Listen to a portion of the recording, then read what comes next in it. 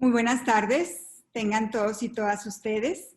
Es un gusto para nosotros recibirlos en este espacio, por lo que les solicitamos cerrar sus micrófonos y sus videos, a excepción de la ponente y moderadora, para obtener una mejor recepción de la transmisión. Asimismo, quiero mencionarles que para realizar las preguntas utilicen el chat que tenemos aquí en el Zoom. Sean bienvenidos y bienvenidas a la Cátedra Magistral de Profesores Distinguidos, que es un espacio para la formación de nuestros alumnos y de nuestros clínicos con aportación de nuestros profesores clínicos distinguidos a nivel nacional. Por lo que para dar inicio quiero presentar a la moderadora de esta sesión. La doctora Rocío Ortiz López. Ella es profesora investigadora, líder del grupo de investigación con enfoque estratégico en cáncer de la Escuela de Medicina y Ciencias de la Salud. Enseguida le cedo la palabra a la doctora Rocío Ortiz para que nos presente el tema de esta tarde y sobre todo a nuestra invitada distinguida. Adelante, doctora Rocío Ortiz. Gracias, Maggie. Buenas tardes a todos. Pues es un gusto estar aquí con un invitado de honor. La idea de estas cátedras, de estas presentaciones, como dijo Maggie, pues es dar a conocer a nuestros profesores distinguidos y a la vez que nos compartan de sus logros y de sus trabajos actuales en este último año, primero, un año difícil, sobre todo en estos últimos 6 meses, pero a la vez que nos cuenten cómo se han ido entretejiendo toda esta trayectoria con incertidumbres, con decisiones muy importantes y trascendentes que a lo largo de este tiempo han ido entretejiendo y que les ha llevado a una vida profesional exitosa y también lograr hasta donde se encuentran hoy. Con esta intención, pues es un honor presentar a la doctora Cintia Villarreal, que además que admiro su carrera, su trayectoria, sus logros, le tengo un aprecio muy especial. Cintia, y sin más, pues voy a decir tu background, que es impresionante, y tú nos vas a contar mucho de cómo has logrado esto y llegar hasta donde estás. La doctora Cintia Villarreal Garza es egresada de la carrera de Medicina en la Escuela de Medicina y Ciencias de la Salud del Tecnológico de Monterrey y realizó las especialidades de Medicina Interna y Oncología Médica en el Instituto Nacional de Ciencias Médicas y Nutrición Salvador Subirán. Ella es maestra y doctora en Ciencias Médicas egresada de la Universidad Nacional Autónoma de México y realizó una subespecialidad en cáncer de mama en el Sunnybrook Odette Cancer Center afiliado a la Universidad de Toronto. Es profesora de la Escuela de Medicina y Ciencias de la Salud, TechSalud. Ha sido acreedora de múltiples premios, entre ellos el Premio Miguel Alemán Valdés en el área de la salud 2017, en el año 2017. Premio Mujer Tech en ese mismo año. Premio Bienal de Fonsalud a la investigación en cáncer de mama, entre otros.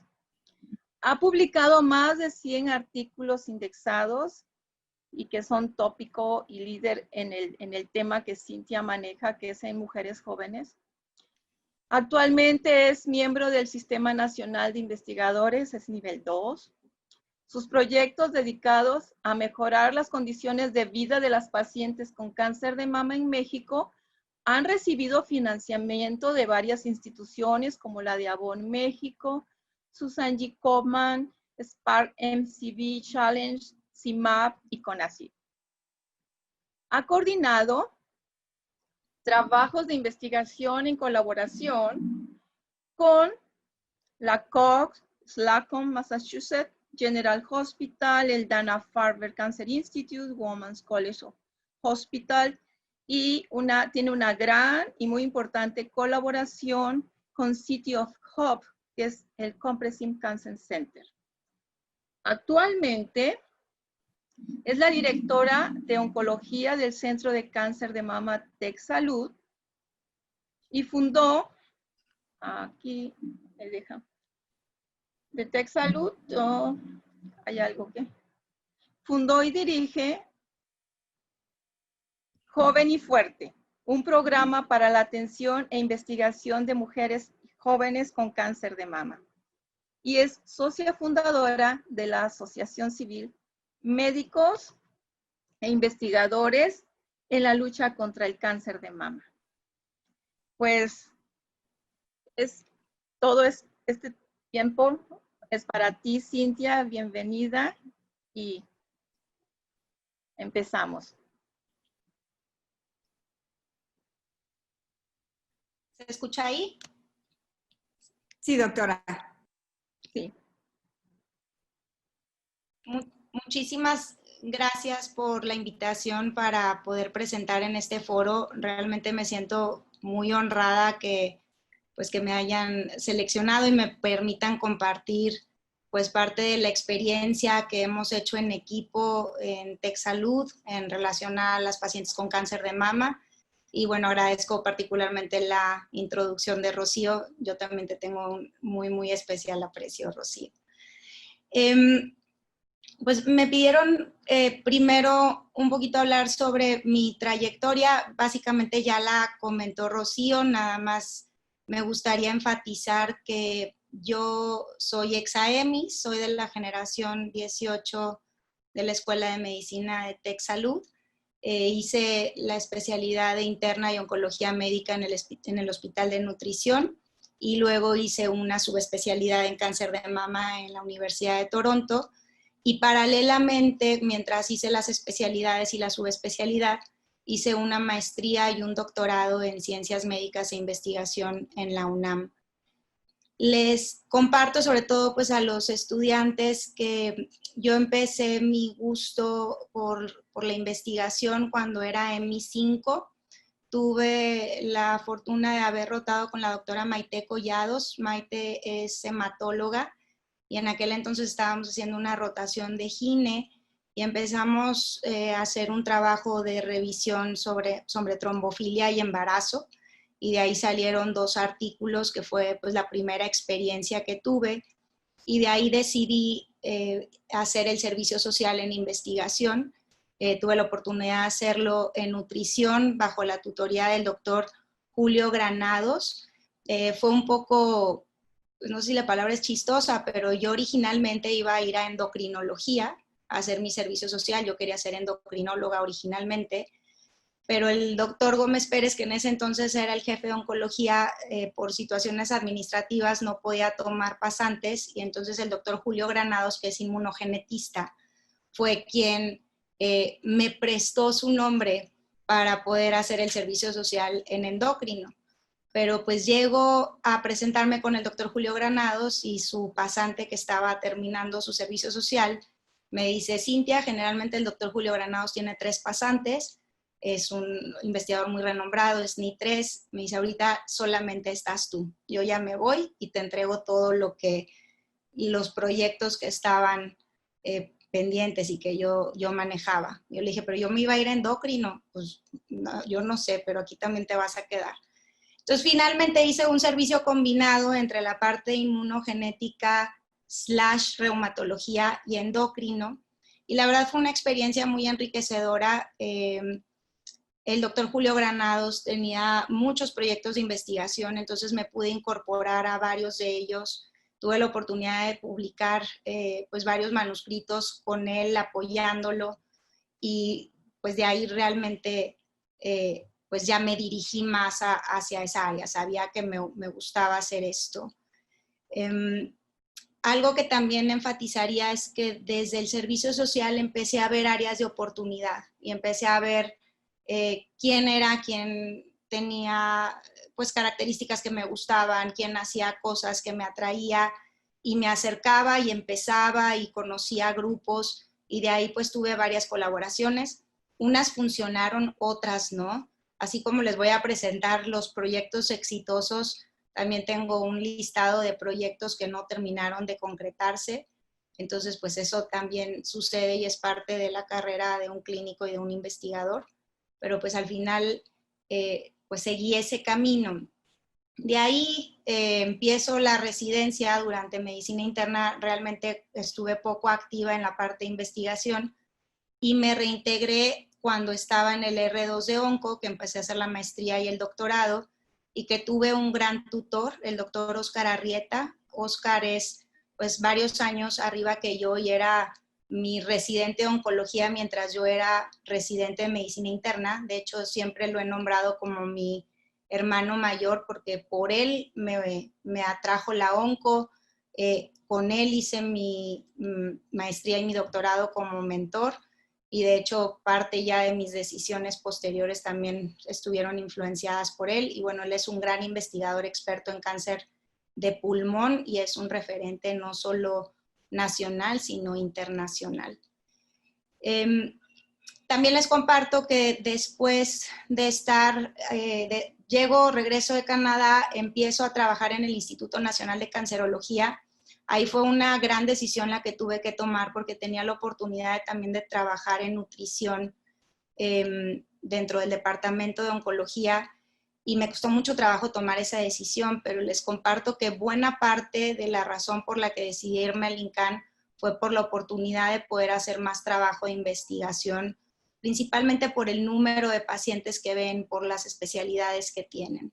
Entonces, de ahí estoy en el INCAN algunos años y luego surge la oportunidad de regresar a Monterrey. Yo soy de Monterrey originalmente y tengo 6 años aquí. Tengo una niña de 6 años y pues desde entonces dirijo la parte de oncología médica del Centro de Cáncer de Mama y le he podido dar continuidad a proyectos que inicié en el INCAN con un grupo de trabajo y que aquí lo hemos enriquecido, hemos integrado proyectos nuevos. El año del servicio social que me pidieron que comentara un poco sobre eso fue un año difícil, aunque fue muy gratificante por la parte de investigación. También les comparto que estar con el doctor Granados era muy demandante. El doctor hablaba mucho y era muy platicador. Y mientras platicaba, yo nada más estaba pensando que tenía que estudiar para el Nacional y que no lo estaba haciendo y nos quedábamos hasta tarde ahí entre trabajando y en la plática. Entonces fue un año difícil. Yo estaba en la Ciudad de México, pero finalmente se logró de nuevo con organización. Y sabiendo que había varias oportunidades, también compartiría que aunque obviamente uno tiene muy fijo la meta a la que quiere llegar, hoy en día me parece que hay diferentes modos de alcanzar una meta, no solamente en la parte clínica, sino en la parte tecnológica, de administración, de biología, etc. Entonces, bueno, pues esto es un poquito de mí. Ahorita lo que voy a hacer es presentarles una plática que preparé. Déjenme compartir mi pantalla. Bueno, pues titulé la charla de la necesidad a la investigación y de la investigación a la aplicación clínica en el cáncer de mama en México. Y lo que quiero mostrarles de forma concisa son 4 programas y proyectos que hemos logrado implementar que han dado tanto resultados clínicos con una aplicación muy tangible para las pacientes en México, pero al mismo tiempo ha dado lugar a poder hacer investigación, a poder escribir manuscritos, a poder compartir la información con otros grupos, particularmente latinoamericanos.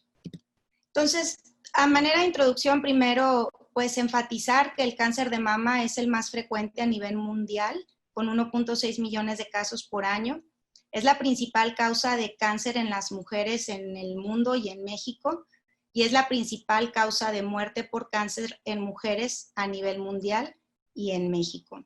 Y esto no va a cambiar, la tendencia al diagnóstico de cáncer de mama sigue en aumento. Pero la buena noticia es que la supervivencia, las tasas de supervivencia a lo largo de los años han aumentado y hoy por hoy la mayoría de las pacientes con cáncer de mama pueden lograr una curación. Sin embargo, esto va de la mano muchas veces con el diagnóstico oportuno. Y esto se refleja en esta figura, donde vemos que en aquellas pacientes que tienen etapas tempranas de la enfermedad, una etapa 0 o 1, a 5 años pueden tener una supervivencia muy alta. La mayoría de las pacientes se curan. Sin embargo, vemos que cuando la paciente se diagnostica en una etapa 3, pues cerca de la mitad de las pacientes pueden fallecer debido a la enfermedad. Entonces es básico y clave el diagnóstico oportuno y por eso pues tanto énfasis en el diagnóstico temprano, en la realización de mamografías. Sin embargo, conocemos una necesidad que tenemos en el país, que es que el cáncer de mama en México frecuentemente se diagnostica en etapas avanzadas. Y esto se puede ver, ejemplificar en esta figura. Del lado izquierdo está un país en Estados Unidos y del lado derecho son los hospitales de Secretaría de Salud en México. Y vemos que mientras en Estados Unidos el 60% del cáncer de mama se diagnostica en etapas localizadas, en México solo el 10% se diagnostica en etapas localizadas y casi el 80% son pacientes con enfermedad localmente avanzada. Y ya vimos que esto repercute directamente en el pronóstico de una paciente. Entonces, viendo la necesidad, surgió una línea de investigación muy importante en México sobre el retraso en el diagnóstico, que lideré a la doctora Carla Unger. Carla, de hecho, también es ex-AEMIS, y Carla es investigadora y ella se ha dedicado a ver cuál es el retraso y cuáles son las causas del retraso del diagnóstico de algunos cánceres, particularmente cáncer de mama, en nuestro país. Y este es el estudio más importante que Carla publicó en el 2015, donde ella entrevistó casi 900 pacientes con cáncer de mama que se atendían en 4 hospitales de seguridad pública en la Ciudad de México, 2 hospitales de Secretaría de Salud y 2 hospitales del IMSS. Y Carla lo que demostró es que el 90% de las pacientes que ella encuestó tenían un intervalo total. Esto quiere decir que desde que la paciente se identificó un problema hasta que empezó tratamiento de más de 3 meses. Aquí enfatizo, más de 3 meses el 90%. Y casi el 60% tenían un intervalo que era mayor de 6 meses. Esto es, pues, gravísimo. Cuando Carla calculó la mediana, calculó una mediana del intervalo total de 7 meses, desde la detección del problema hasta el tratamiento. Y diferente a lo que pensábamos, o se piensa mucho que el retraso es por la paciente, realmente lo que Carla demostró es que las pacientes se tardaron 10 días en buscar atención médica. El retraso principal fue en el intervalo en los servicios de salud en México y principalmente en la etapa del diagnóstico. Una vez que la paciente ya tenía un diagnóstico mucho más fácil, se dirige a donde tiene que llegar. Pero esa etapa hasta que se logra un diagnóstico es la que toma mucho tiempo y en promedio o mediana es de 4 meses. Y esto, como les platicaba, pues un retraso total finalmente se refleja en una etapa clínica avanzada y esto disminuye el tiempo a la supervivencia. Nuestro grupo mapeó, cuando empezamos a estar en Nuevo León y ver qué podíamos hacer con los datos de Carla, el transcurso que tenía esta trayectoria del diagnóstico y de tratamiento en las pacientes en Nuevo León, y veíamos que las pacientes se podían tardar hasta 14 meses en que se detectaban el problema hasta que llegaban a su centro de tratamiento. Y que la mayoría del retraso, de nuevo, era en la parte del diagnóstico. La mayoría de las pacientes realizan mamografías análogas, que se juntan ahí, luego se mandan a un centro de concentración para la interpretación, que luego tarda otro tiempo, se regresan, entonces luego se contacta a la paciente. Todo esto lleva mucho tiempo. Y aquí les quiero presentar un testimonio para poner en contexto pues, lo que vivimos pues, todos los días en el sistema público de salud en México en el retraso al diagnóstico.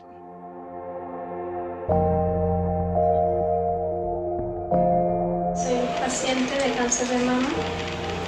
Empecé a mis 31 años, terminé mi tratamiento y a los 3 meses me vuelvo a regresar el cáncer. Esa ocasión se confunde con una dermatitis, entonces eso confundió a los doctores que consulté por primera vez. Entonces pensaron que podía ser una dermatitis o una quemadura por radiación, cosa que no fue. Entonces en ese momento no se me realizó ninguna biopsia. me realizan la biopsia 4 meses después. Fue cuando me diagnostican nuevamente el cáncer. Fue de alguna manera una negligencia, porque yo perdí 10 meses, entre que era o no era, perdí 10 meses y fue mucho el tiempo. Pues yo cambié de hospital y cambiaron de tratamiento y fue cuando hubo el cambio. Yo estoy muy, muy agradecida con ellos, con todo el personal médico que me ha atendido de lo mejor. Yo estoy más que contenta y más que agradecida con ellos. Tengo 36 años, fui diagnosticada en noviembre. Si puedo, les presento el otro testimonio hacia el final. Pero bueno, Juanita es un ejemplo de este retraso que les comento vivimos todos los días en pacientes que vemos en el sistema público. De hecho, Juanita ya falleció, se diagnosticó con un cáncer muy avanzado. Entonces, de ahí, al haber investigado cuáles eran las causas de estas etapas avanzadas que constituían el retraso en el diagnóstico, es cuando tenemos una idea, el equipo conformado por la doctora Tere Mireles y el doctor Jaime Tamés, de crear el programa Alerta Rosa en Nuevo León. ¿Qué es Alerta Rosa? Alerta Rosa es un sistema de referencia efectivo para todas las pacientes con síntomas mamarios o estudios anormales en Nuevo León, que busca disminuir la demora en el diagnóstico de cáncer de mama en nuestra comunidad. Cómo funciona es que al momento que se detecta una masa palpable o un estudio anormal, ya sea por la paciente o el personal de salud, activa Alerta Rosa, ya sea por una llamada telefónica o por medio de redes sociales, y en ese momento es cuando empezamos a navegar a las pacientes. Al decir navegar es que ya no la soltamos y llegamos con ella hasta un diagnóstico. Se hace una evaluación médica, se hacen estudios de imagen y en aquellas pacientes que requieren se realizan biopsias, y esto se hace en colaboración con diferentes centros, en particular con el CESI de TecSalud, y de ahí se hace una referencia directa, pues dependiendo de la afiliación de la paciente.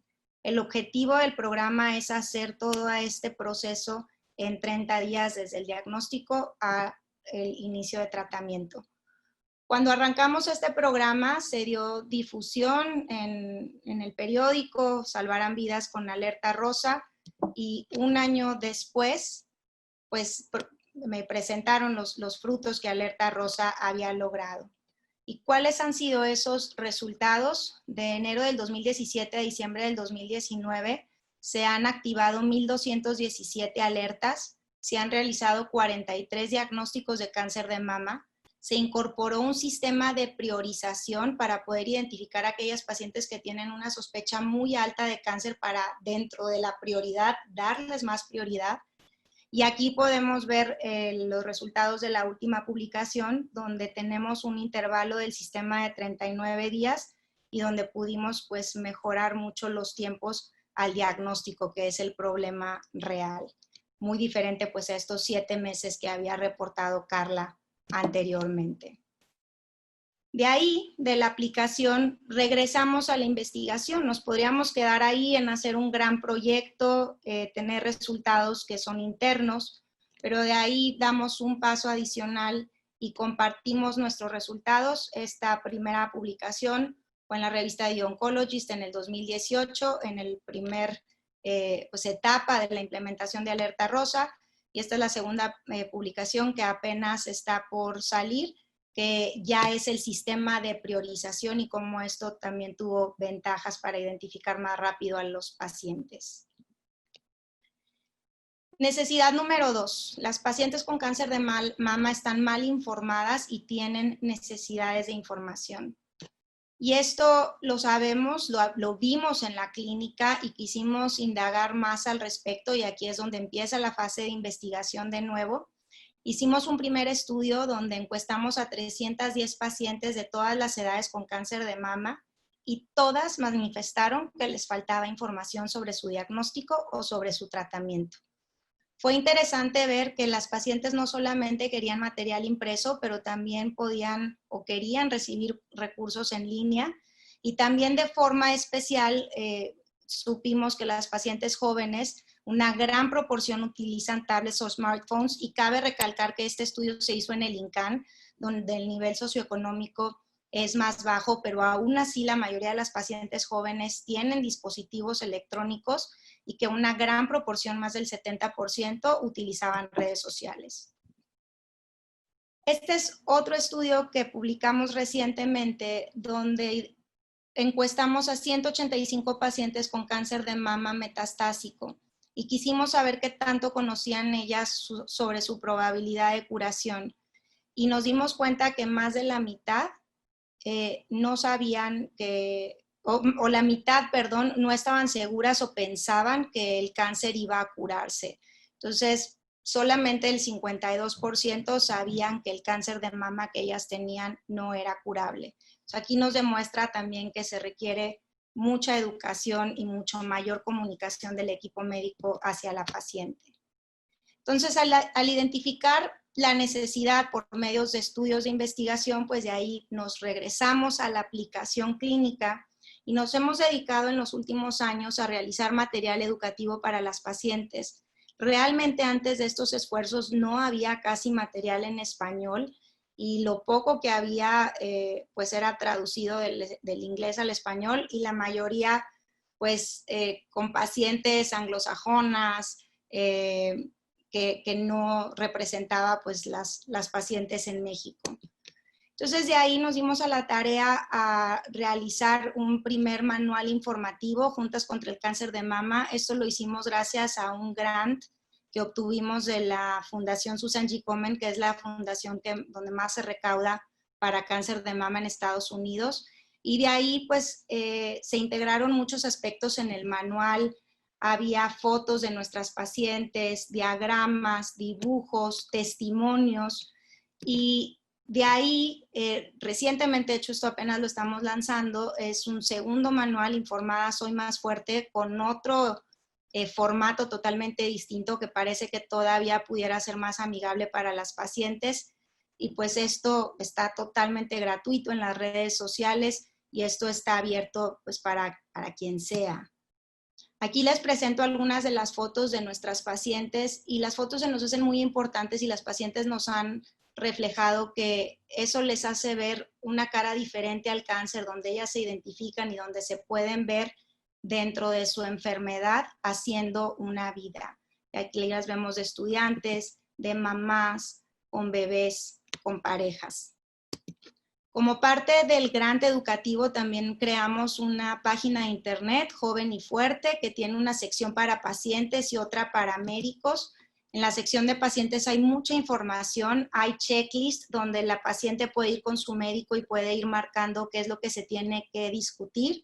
Hay infográficos, que este material estuvimos colaborando con la parte de diseño del Tecnológico de Monterrey, y pues logramos, la verdad, un resultado increíble en cuanto a información disponible para las pacientes. Este es otro material que recientemente diseñamos, se llama Conociendo mi cáncer de mama, y este es un material personalizable donde la idea es que la paciente llene con su médico cuál es su tipo de cáncer, su etapa, los receptores, y que repase con su médico cada una de las opciones de tratamiento a la cual es candidata. También estamos ahorita lanzando esta campaña en videos para las pacientes. Andrea Flores es una paciente de nosotros que es una influencer que nos ha estado ayudando a pues, hacer videos que puedan llegar a más pacientes y proveer de más información. Ahora otra vez, como de la aplicación de realizar material educativo, nos regresamos a la parte de investigación.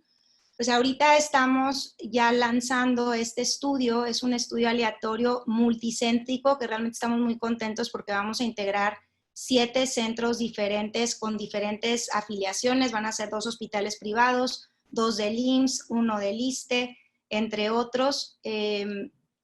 Y es un esfuerzo único que no se había logrado en México. Digo, estamos por empezar, pero ya tuvimos las primeras 2 reuniones con los investigadores de los diferentes centros. Y lo que vamos a hacer es que a un grupo vamos a entregar el material personalizable que les acabo de enseñar versus a otro un material no personalizable. y vamos a ver si el estar llenando con su médico las opciones de tratamiento, el tipo de cáncer y demás, ayuda a que la paciente sepa más sobre su etapa, sobre sus opciones de tratamiento, y si esto le ayuda también a tomar mejores decisiones y participar en las discusiones con su equipo médico. La necesidad número 3 es que en México los servicios de asesoría genética no se proveen de forma rutinaria y no hay acceso para firmas genéticas en la salud pública. Desafortunadamente, el costo de las firmas genéticas es muy alto y hoy por hoy no se cuenta con esa posibilidad de diagnóstico para nuestras pacientes. Y conocemos que del 5 al 10% de todas las pacientes tienen un cáncer hereditario que amerita pues estrategias reductoras de riesgo, y que esto en cascada puede ayudar a la identificación de familiares que no han tenido cáncer para prevenir nuevas neoplasias.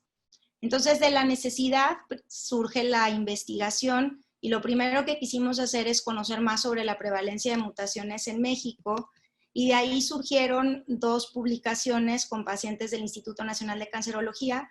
La primer cohorte fueron pacientes no seleccionadas por historia clínica, 96 pacientes. Identificamos que el 15% de las pacientes tenían una mutación.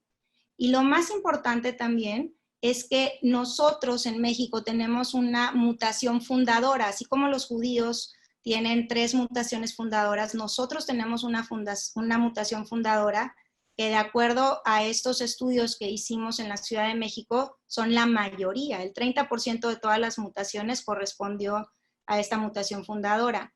Hubo una cohorte número 2 que estudiamos, estos eran pacientes con cáncer de mama triple negativo menores de 50 años, donde la prevalencia de mutaciones era mayor y donde el 40% de estas mutaciones correspondía a la mutación fundadora. De ahí tenemos la cohorte 3, que es el registro prospectivo, que se hace en colaboración con City of Hope, que es una universidad que está en Los Ángeles. Tenemos ya mucho colaborando con ellos. Nosotros somos parte de un registro que tienen en diferentes lugares en Estados Unidos y en Latinoamérica. Ellos nos proveen una base de datos centralizada y un programa de pedigrí, y tenemos incluidos un número muy importante de pacientes. Ese número ahorita se los voy a actualizar. Entonces, a partir de esto nos damos cuenta que se necesita una clínica, y es cuando yo regreso de México a Monterrey, y uno de los objetivos más importantes que tenía era establecer un programa de cáncer hereditario, y de esta forma busqué integrar a nuestro equipo a una genetista especialista en cáncer, que es la doctora Dione Aguilar, y Dione se ha encargado desde entonces en formar la clínica o el programa de cáncer hereditario. Y para aquellas pacientes que no tienen recursos, incluso para cualquier paciente se puede registrar en el protocolo, pero particularmente las pacientes que no tienen acceso a firmas genéticas se registran al protocolo, y por medio del estudio de investigación se envían las muestras a City of Hope. Entonces, City of Hope nos da un resultado de la prueba genética, y eso a nosotros nos permite hacer decisiones clínicas. De otra forma, no tendríamos acceso a un estudio genético en todas estas pacientes. Entonces, eso tiene una repercusión directa en la atención clínica de las pacientes y de sus familias.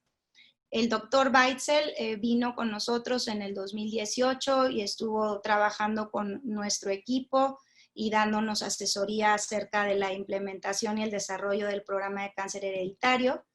Y estos son los resultados actualizados. En TechSalud, a cargo de la doctora Dione Aguilar, el programa de cáncer hereditario ha incluido 580 pacientes del 2016 al 2020, de los cuales los casos índices son 438 y el 20% han sido positivos.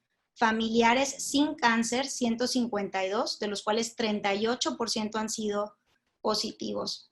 Ahora, les comparto que este proyecto ha sido de los más retadores, debido a que al empezar ya hace varios años a trabajar con el doctor Beitzel, la aprobación de un proyecto como tal en los comités era complicada. Sacar las muestras a Estados Unidos no fue fácil. Requerimos un permiso de COFEPRIS que tenemos que estar renovando cada 6 meses y que nos trunca ahí durante un tiempo el envío de muestras. Pero todo eso se ha estado franqueando. Ahora lo que ha sido más complicado es que ahora que tenemos pacientes con resultados positivos, ¿cómo le hacemos para implementar las estrategias de reducción de riesgo en un sistema de salud donde no se cubren estas cirugías o estos procedimientos? Y bueno, nos hemos valido de varias estrategias, particularmente de la colaboración con la Fundación del Tecnológico, de la Fundación Santos, donde nos dieron la posibilidad de operar a varias pacientes dentro de otras estrategias que hemos tenido. Y bueno, se han logrado ya realizar 27 mastectomías reductoras de riesgo y 24 salpingoforectomías reductoras de riesgo. De nuevo, teniendo en contexto que estas pacientes son del sistema público, no del sistema privado. Aquí falta mucho por hacer. Tenemos un montón de pacientes que requieren procedimientos y digo, aquí lo abro para el público. Tenemos que ver cómo recaudamos dinero, cómo trabajamos en equipo con los ginecólogos para poder hacer campañas, para poder lograr hacer oforectomías que reducen el riesgo de cáncer de ovario y el riesgo de cáncer de mama. Entonces, otra vez, ¿cómo nos regresamos de la implementación del programa de cáncer hereditario y la investigación? En este momento estamos haciendo un estudio llamado Identificación de barreras para el seguimiento de las medidas de reducción de riesgo en pacientes portadores de mutaciones genéticas hereditarias. Este estudio lo estamos haciendo en colaboración con el Instituto Nacional de Nutrición y lo que estamos haciendo es que esas pacientes que ya identificamos como portadoras, queremos saber quiénes están realizando las estrategias de reducción de riesgo, ya sea quirúrgicas o por un escrutinio mucho más intenso, y si no lo han hecho, cuáles han sido las barreras a las que se han enfrentado. Y bueno, anticipamos que la mayoría de estas barreras serán de nuevo por acceso o por temas económicos. Entonces, esa información otra vez la vamos a regresar a la clínica y veremos qué tenemos que hacer con números reales, cómo vamos a pedir financiamiento y cómo vamos a pedir apoyo en TechSalud y en otras instancias para lograr que estas pacientes puedan lograr esta prevención. Y hago un paréntesis y les comparto que hoy vi un caso que me entristece mucho porque no es el resultado de lo que hemos querido hacer. Es una mujer joven que está integrada por lo menos en 2 de los proyectos que llevamos, con City of Hope y el de mujeres jóvenes que ya les voy a presentar al final. Y la paciente, ella ya sabíamos que era portadora de una mutación, es una mujer joven, tuvo un cáncer de mama triple negativo, entró al protocolo, se determinó que estaba mutada, estaba en seguimiento, sí estaba en un seguimiento estrecho, pero en unos meses desarrolló un cáncer nuevo. Es un cáncer avanzado, o sea, se tardó en llegar y ahora va a necesitar quimioterapia de nuevo. Esa paciente se pudo haber evitado ese cáncer. Entonces, aquí tenemos todavía mucho por hacer. Y la última necesidad que les quiero compartir, pues de hecho es mi proyecto principal, es la necesidad de que el cáncer de mama en México se diagnostique en edades muy jóvenes. Nos dimos a la tarea de investigar cuál era la proporción de pacientes jóvenes con cáncer de mama en México, y esto corresponde al 11% del total de pacientes con diagnóstico de cáncer. 11% tienen 40 años o menos, y esto si lo contrastamos con Estados Unidos o Canadá, esto es alrededor de un 3%. Entonces, en cuanto a prevalencia, nosotros vemos más pacientes jóvenes en el día a día de nuestra práctica clínica, lo que corresponde a alrededor de 2.250 casos por año. Al ver que teníamos tantas pacientes jóvenes, empezamos a arrancar un proyecto de asistencia e investigación y quisimos saber más sobre estas pacientes, cuáles eran sus situaciones actuales y sus necesidades especiales. En el Instituto Nacional de Cancerología revisamos la serie que tenemos de 4.300 pacientes y dividimos a las pacientes jóvenes menos de 40 versus más de 40, y lo que pudimos identificar es que el 15% de estas mujeres eran mujeres muy jóvenes, que esto se repite en los hospitales de referencia en México, o sea, no solo es 11, es 15% de las mujeres que vemos son muy jóvenes. Más de la mitad tienen tumores T3 o T4, que es más que aquellas no jóvenes. 75% de las pacientes tienen cáncer ya con enfermedad ganglionar. Y todo esto se refleja en un peor pronóstico. Y esto es lo que se demuestra en estas gráficas, que las mujeres jóvenes en la línea verde tienen un peor pronóstico en cuanto a supervivencia libre de enfermedad que sus contrapartes mayores, al igual que su supervivencia global. Entonces, aquí tenemos cosas que hacer. ¿Por qué las pacientes número 1 se diagnostican en etapas tan avanzadas y por qué tienen un desenlace precario? Por el otro lado, empezamos a ver cuáles eran las necesidades especiales de estas pacientes y hicimos un estudio donde entrevistamos a 29 pacientes que tenían 6 a 12 meses después del diagnóstico, todas jóvenes, en 5 grupos focales, y se encontraron 3 necesidades prioritarias que no estaban cubiertas. 1, las pacientes jóvenes decían que necesitaban más apoyo emocional y que se involucrara a los familiares. 2, pedían una comunicación más asertiva de los proveedores de salud y que se nos diera más entrenamiento para lidiar con malas noticias. Y de nuevo surgía la necesidad de información. Entonces, de la investigación y de conocer qué era lo que necesitaban las pacientes, pues surge el programa Joven y Fuerte, que arrancamos en el Instituto Nacional de Cancerología en el 2014, y cuando me integro de nuevo a Tech Salud, lo arrancamos en los hospitales de San José y el Hospital Zambrano Elion. Y Joven y Fuerte es un programa dedicado para la atención e investigación de mujeres jóvenes con cáncer de mama. Es el único programa en su tipo en Latinoamérica y el modelo viene de haber estado en Toronto en la subespecialidad y luego en una rotación en Boston con la especialista más importante en mujeres jóvenes, y pues integramos un programa similar con la tutoría de ellas aquí en México. Y la idea es que integramos pues no solo la parte médica, sino los aspectos psicológicos de la paciente y sus familias. Los objetivos del programa es optimizar el cuidado clínico y las necesidades de apoyo para las pacientes y sus familias, educar pacientes, familiares, profesionales de salud y público en general acerca de este problema en las mujeres jóvenes, promover la investigación, que no hay mucha investigación en este grupo muy selecto de pacientes, y bueno, replicar el modelo de atención.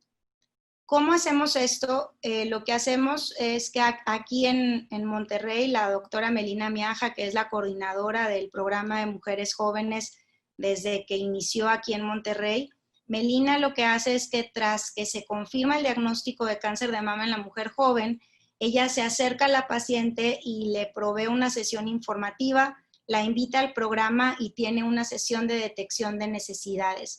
Y hay 3 necesidades particulares, 4 que nos interesan mucho. Uno es el tema de la fertilidad. Las pacientes jóvenes con cáncer que reciben tratamiento tienen una alta probabilidad de tener una afección ovárica que impida tener embarazos posteriores, y ya conocemos por información que nosotros hemos analizado que cerca del 30% de las mujeres jóvenes en México no han tenido hijos y 40% están preocupadas por su fertilidad. El otro aspecto es en la parte genética, que Melina directamente refiere a DIONE a las pacientes para su integración al programa de cáncer hereditario. La parte de psicología, Melina es psicooncóloga, y la parte de la provisión de material educativo. Se hace la referencia oportuna y se invita también a las pacientes a foros y talleres que organiza Melina con diferentes especialistas. A la fecha, desde que arrancamos el programa, tenemos 684 pacientes incluidas en el programa. Hace un par de años obtuvimos un grant de Avon México donde pudimos replicar en 5 centros más en diferentes partes de México el programa. Desafortunadamente, por falta de financiamiento no pudimos continuar esto, pero se quedó el conocimiento, el entrenamiento, y sabemos que 3 de estos 5 programas continúan o instituciones continúan aplicando pues, la atención de la mujer joven especial. En cuanto a preservación de fertilidad, a partir de que iniciamos el programa, 53 pacientes han sido referidas de forma oportuna para preservar fertilidad, ya sea preservar embriones u óvulos. Y aquí quisiera recalcar que tenemos publicado un estudio donde evaluamos esto en pacientes antes del programa y ninguna paciente había realizado preservación de fertilidad.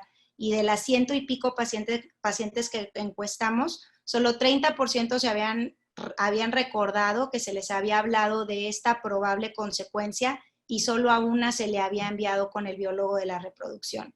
Entonces, esto realmente es un gran logro del programa, y esto se ha obtenido con la colaboración de los centros de reproducción, tanto en la Ciudad de México como en Monterrey. Aquí particularmente en México con CREASIS, con el doctor Manuel, y también en México con otros centros de reproducción.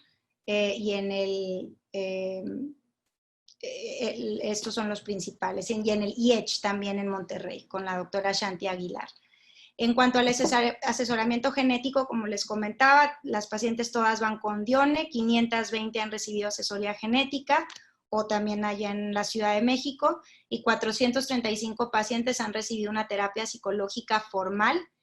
Y bueno, se han creado comunidades de pacientes jóvenes, tanto en Monterrey como en la Ciudad de México, que están integradas, que se apoyan, que se hablan, que tienen grupos de WhatsApp, que entre ellas pues son este apoyo.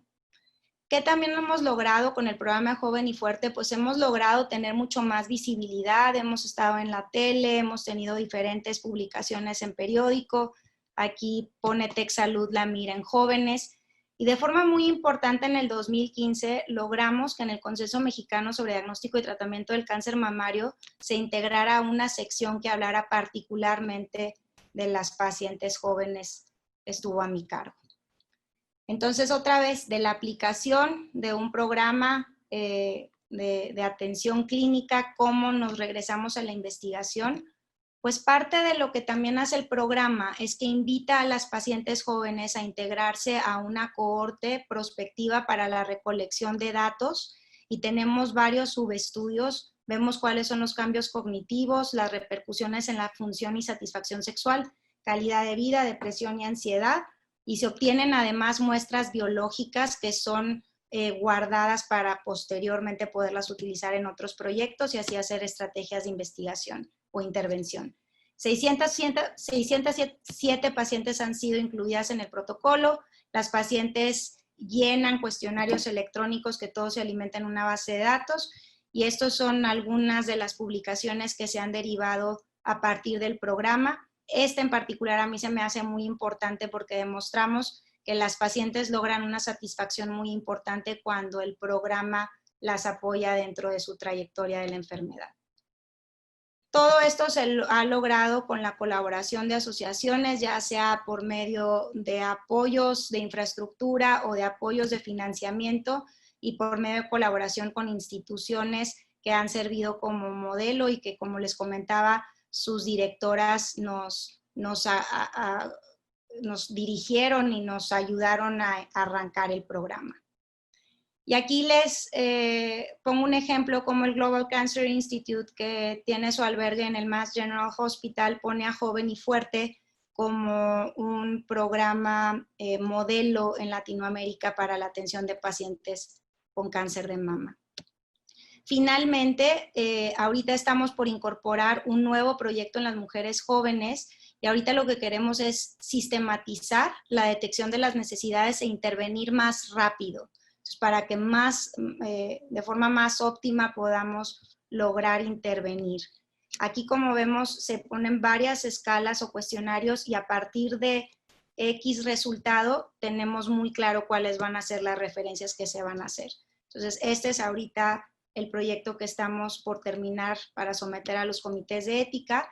Y este es un segundo proyecto que es una línea diferente de investigación que yo no realizo. Esta es más una investigación translacional a cargo del doctor Héctor Díaz, que está haciendo el doctorado y soy su tutora junto con la doctora Rocío, donde lo que busca Héctor es conocer la prevalencia de aberraciones, de diferentes aberraciones genéticas, y con esto poder conocer mejor la probabilidad de recurrencia del cáncer de mama en mujeres jóvenes, a qué genes o a qué marcadores se asocia, y con esto pues de ahí partir para más líneas de investigación futura.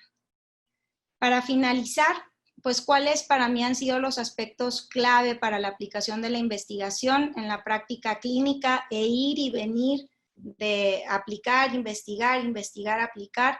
Pues número 1, identificar la necesidad local y tangible, buscar soluciones creativas que sean factibles en el entorno, organizar la captura de información. Todos tenemos información, todos vemos muchos pacientes, pero aquí la estrategia es que esté capturada de forma organizada y que diseñemos protocolos de investigación. No cabe duda que cuando uno escribe un proyecto, puedes mucho mejor poder verlo, discutirlo, cuando lo critican y lo regresan de los comités, puedes reestructurarlo y puedes mejorarlo.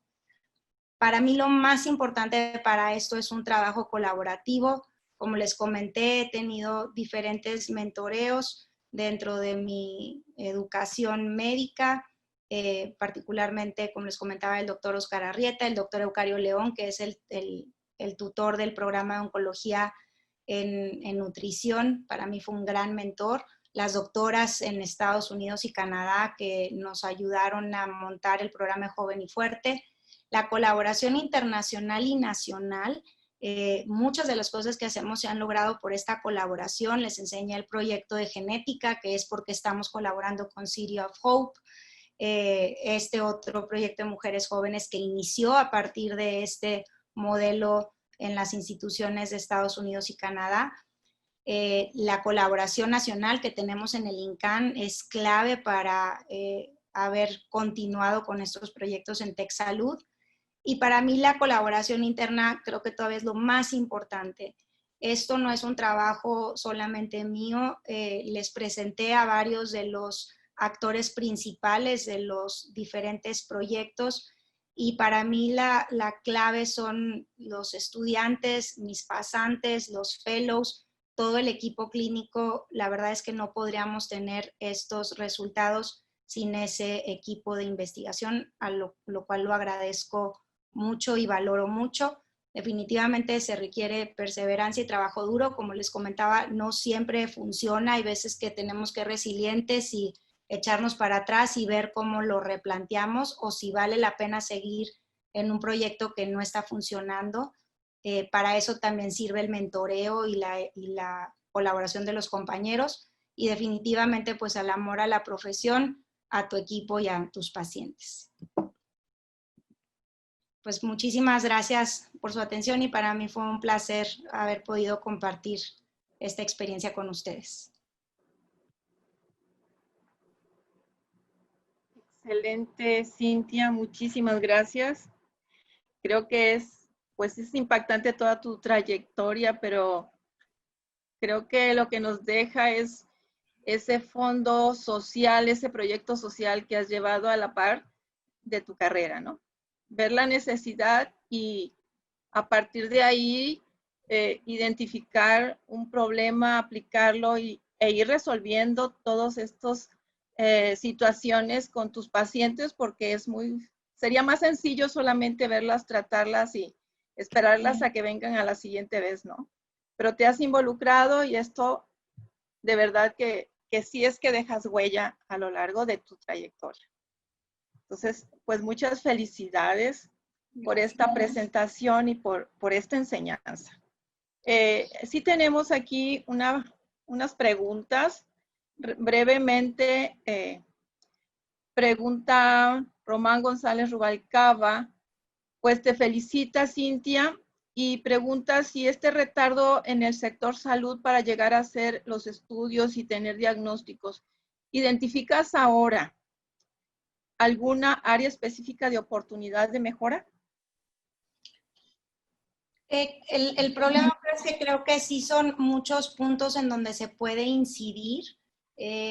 Nos parece que buena parte de este retraso es, como les comentaba, en los estudios de diagnóstico.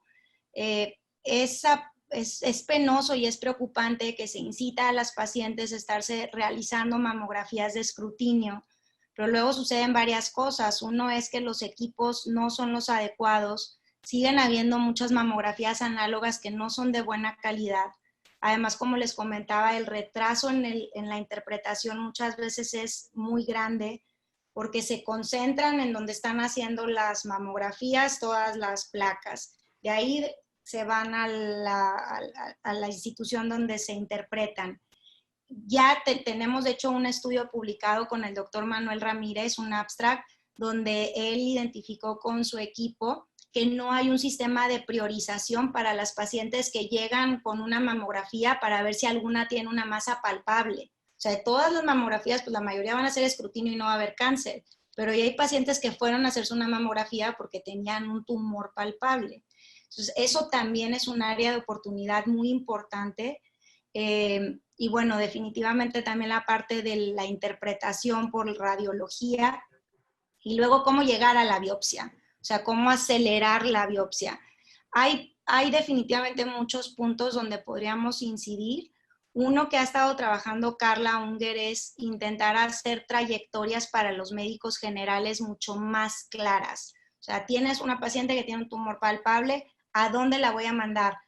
Parte de lo que publicó Carla en esta gran publicación de sus casi 900 pacientes es que las pacientes se retrasaban mucho más en los sistemas de salubridad que en el IMSS, porque en el IMSS tienen trayectorias muy definidas de que si esto pasa, luego sigue aquí. Entonces el retraso no era tanto ahí en el IMSS, sino más pues en todo este sector donde no hay una trayectoria clara. Entonces por eso Alerta Rosa ha funcionado, porque pues obviamente es un equipo de expertos con una infraestructura importante, pero creemos que parte de la clave es esa navegación de no soltar a la paciente y la priorización. O sea, puede haber muchísimas mamografías de escrutinio, pero queremos identificar a aquellas pacientes que ya tienen un tumor palpable y acelerar el diagnóstico.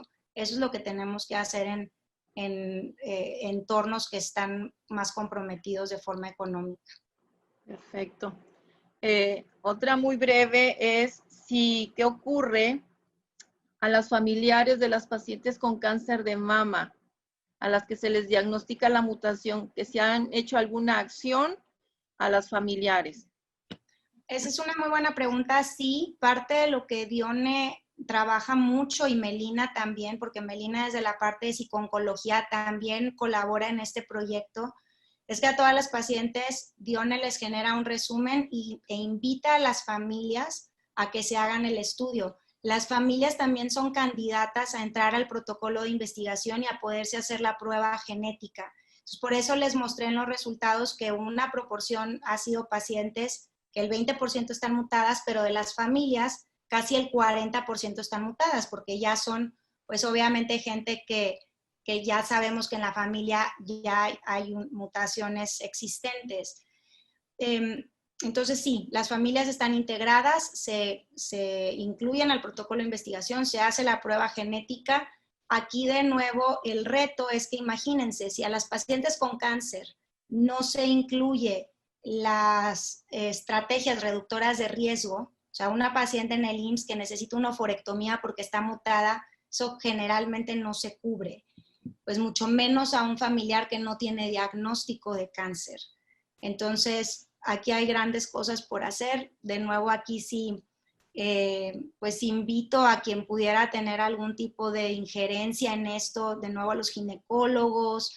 Queremos hacer algo parecido a lo que están haciendo en Cardiochavitos con Ceci, a ver si de esta forma pudiéramos atraer más fondos y pudiéramos hacer campañas apoyados por residentes, por especialistas que están en entrenamiento, y ahí podríamos impactar de forma muy importante. Porque no hay a mi forma de ver, no hay mayor estrategia de prevención en ningún cáncer que esta, donde tú sabes que una paciente tiene una probabilidad de un desarrollo de cáncer de un 50-70%, entonces, ¿qué más quieres para poder incidir? Es verdad.